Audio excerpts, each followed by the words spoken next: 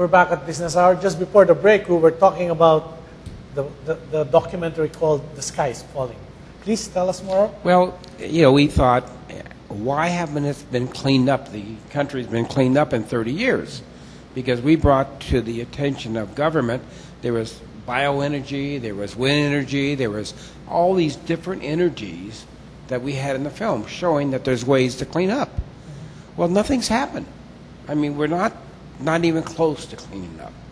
So we decided, let's look into why we haven't gone any further. Who's stopping the environment? So what are the interests behind that? Is it money? Is it money? Or is it really cleaning up the air? And so we decided to go ahead and do this. We started the film already. And I went to Senator Ray Haynes and said, you know, of all people I know, I've known you almost 20 years, and you're one of the environmentalists that I met that cares about not only the environment, but industry. You know, most people say, I'm an environmentalist. Let's just destroy industry. We don't care about them. Close them down. Close down the power plants. Close down hydrogen. Close down nuclear power. Close down this. Close down that. And people are afraid because it's the voters that are yelling and screaming, and no one's looking at the technology at a close way, or even the scientists.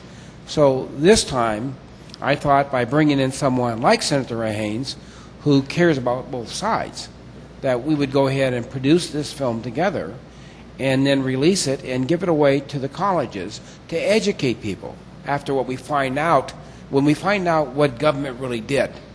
And who could find out better than Senator Ray Haynes? So that's where we started. And now we're ready to go.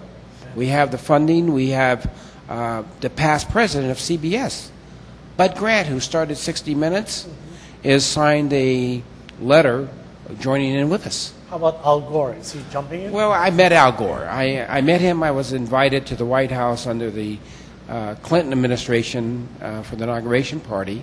And I went to his premiere of his film, and I said, Al, I told you about my film that I was going to do a remake. This was 1997. And I said, you stole my idea. And he looked at me and said, what? And I said, yes, you stole my idea. I think I'm going to turn it over to the Writers Guild, and laughed. And he laughed too. But yes, I told him about what we were going to do years ago. But he went out there and did the film. I want to go one step further. I want to get more detail on both sides of global warming. He did not really get the other side. It was one side, all the problems with global warming. I want to show that we have hope, and it's not all mankind that did this. So you're going beyond the problem, you're going to the solutions also. To the solutions, showing what we can do. And then I want to show what happened with government. Who dropped the ball, and what happened? And that's where the senator comes in. So a lot of politics going. Yeah, so that brings us to an important question: the politics of yeah. So what can you say about the politics of Well, this has been my experience in the politics of the environment, whether it's clean air or clean water. The challenges that we've run into in terms of cleaning up is you have the constant tension between what I call the bureaucracy, the regulators, and then private industry. Bureaucracy over the years, and one of the things that we want to talk about in the film, and the things that sort of the theme of the film, is how bureaucracy has failed to actually deliver on what it's promised. And it has failed because bureaucracy has focused on process and politics, if you understand what I'm saying. Process, real simply, when you're trying to do a clean air regulation, you say, let's environmental regulation. Somebody passes a law and says, I want to clean up the air. Then they hand it over to a bureaucrat, and the bureaucrat writes a regulation that says, we will clean up the air by doing A, B, C. Then they hand that down to a lower level bureaucrat, who then looks at the piece of paper and says, okay, have you done A, and have you done B, and have you done C? And they just check the box. Yeah. Okay, well, if you've done A, B, C, you've cleaned the air. Okay. If you've done A, B, but not C, you haven't cleaned the air. Well, the problem that you run into is sometimes A, B, and C aren't really cleaning up the air. That's number one. And number two, if after you write the regulation that says you have to do A, B, and C, somebody comes up with another solution, D, that does a better job than A, B, and C, well, it's not on the box. And so if people say it doesn't work. And That's the process problem. The politics problem is, if I make A, B, and C, if I'm a manufacturer that makes A, B, or C, and D does a better job than me, I'm going to go to those bureaucrats and say, don't let D come in, because I know I'm going to lose business. So again, that's how politics trumps process, because you get people who are vested in the outcome who try and stop. It's one of the problems of D-1280X. The people who are vested in the current system don't want a product that works better than theirs, because they'll lose sales. And the process, the bureaucrats, all they look at is what's on the box in front of me, and how can I check that box? And it's all over the world. Right, exactly. Well, I mean, it's for an example, we have the shipping industry, and this is a perfect example. The shipping industry, their engineers know what they need for their engines, and you have to remember, these engines are $5 to $25 million. And the Air Resource Board came out with a policy. They knew more than the engineers did. So they said all ships that come into Los Angeles Harbor will switch fuels 24 miles out to sea, meaning that you would have a tanker ship go out 24 miles. They take all the bunker C out. They say that, but there's 20% still left there. Then they put the low sulfur diesel in there at $2.80 a gallon. Yeah, and I mean, that's a great example of exactly how process trumps outcomes. I mean, rather than focus on science and outcome, they focus on politics and process. Bunker C sells at 60 cents a gallon, 11 cents a liter, 12 cents a liter.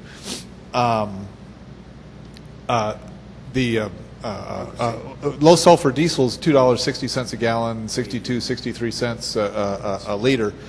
And so for the profit margin to those who are making low sulfur diesel is a heck of a lot more than for those with bunker. So their incentive is to get a regulation that requires people to use it.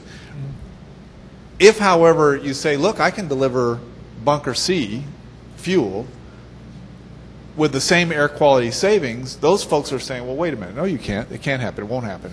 And they will use their influence in the bureaucracy to try and prevent that from coming in, because they don't get the same profit margin out of it. The theme of the movie, and this is the way we want to move it, we want to move the paradigm of environmental regulation from politics and process to science and outcome. Focus on not how you get clean air, but whether or not the given technology will deliver the clean air that you want to get. And that's done by science, and that's by focusing on testing and outcome and not process.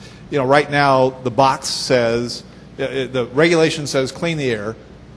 The regulators say the only thing that cleans the air is low sulfur diesel, and the bureaucrat looks and checks the box if you've got low sulfur diesel or not. It's not a true statement anymore. The technology exists where you can get the same outcome as you get with low sulfur diesel with a better technology. And that's the paradigm shift that needs to go on. And the thing that we want to focus on in the movie is getting that paradigm shift so that you get the real clean air savings in a way that makes sense. Wow.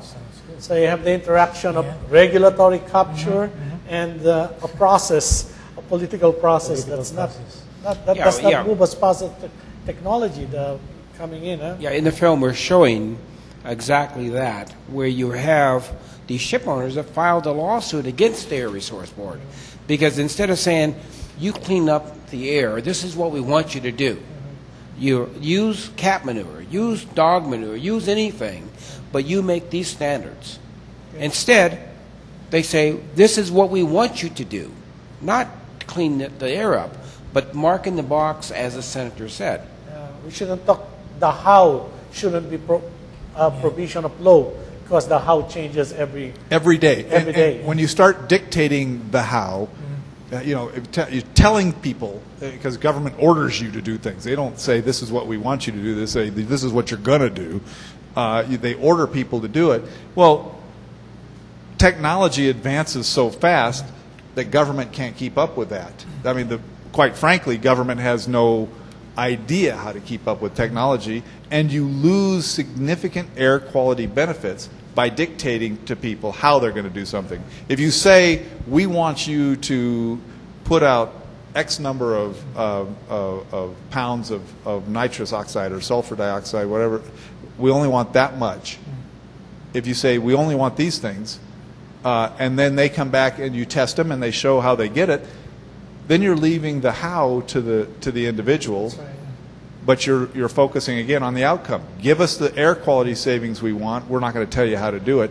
That's the smarter way. Quite frankly, that's the smarter way of dealing with the environment. It's like saying, by this year, emissions should be at this level. This year, it must be at this level. Right. You figure how to do it. And technology, quite frankly, will keep up with that. There are smart people out there doing smart things and doing very, very good environmental work, but they're being stopped by a bureaucracy that won't let their ideas come to fruition and won't let people make money off of it. Yeah,